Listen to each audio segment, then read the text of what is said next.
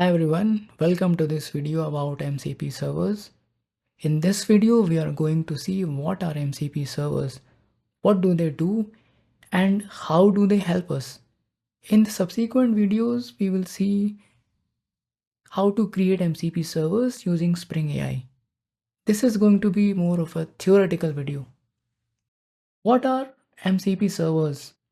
Model Context Protocol or MCP is a powerful open protocol developed by Anthropic to enhance AI models' capabilities. MCP establishes a standardized framework for connecting AI models with various data sources and tools, enabling the creation of sophisticated agents and workflows on top of large language models. Since OpenAI's adoption of the Model Context Protocol, the ecosystem of integrations has experienced rapid growth. To better understand MCP's significance, let's examine how things worked before its introduction. How context was given to large language models before MCP came into picture. LLMs are limited by the training data.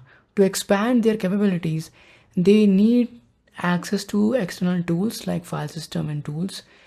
However, before MCPs, connecting to large language models to these external sources and APIs was inconsistent and inefficient.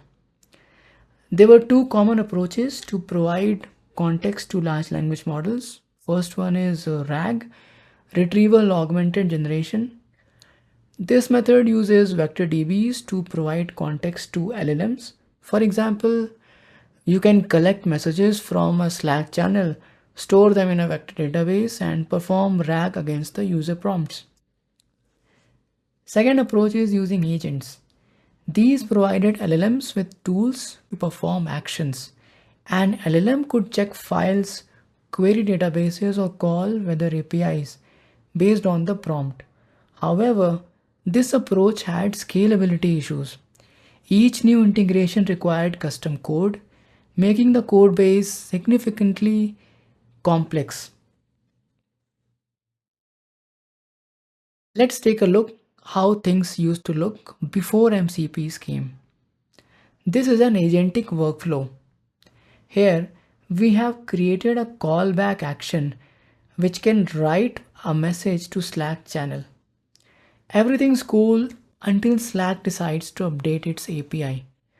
Now you need to update your agent over here to adhere to Slack's new API changes.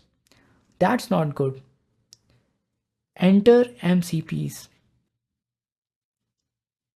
MCP serves as an abstraction layer for external tools.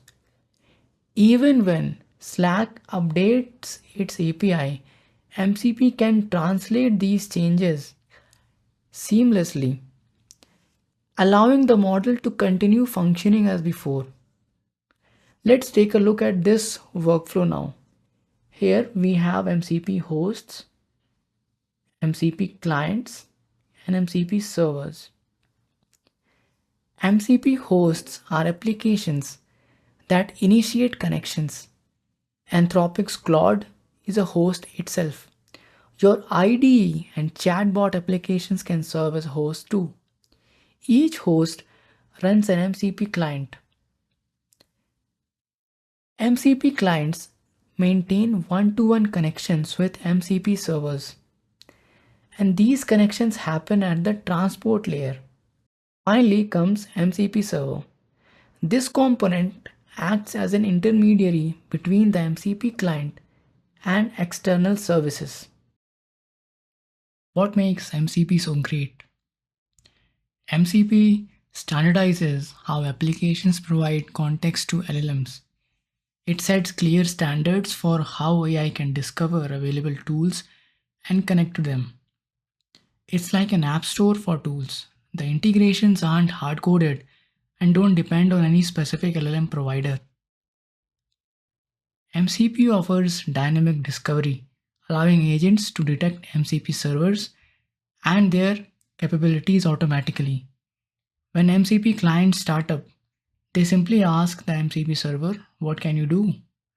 The server responds with a standardized list of tools, resources, and prompts. MCP serves as an abstraction layer for external tools. Even when Slack updates its API, MCP can translate these changes seamlessly, allowing the model to continue functioning as before. MCP also strengthens security. Direct API access requires sharing keys with the large language model, which is a risky proposition. An unconstrained agent might determine that a customer database is irrelevant and execute a delete statement without a where clause, leading to irretrievable data losses. MCP addresses this by implementing OAuth 2.0 flows with permission scopes, adding a crucial layer of control to these unpredictable systems. Let's see what's inside an MCP server. Inside an MCP server reside prompts, resources, and tools. Prompts are templates that guide the AI's behavior. MCP servers expose reusable prompts that clients can use. Resources. These refer to the data that MCP servers can make available, such as file contents, API responses, log files, etc. Tools. These are actions or operations exposed by MCP servers, which MCP clients can invoke. If you like this video, please subscribe to this channel. Also, you can check out the other videos from this channel.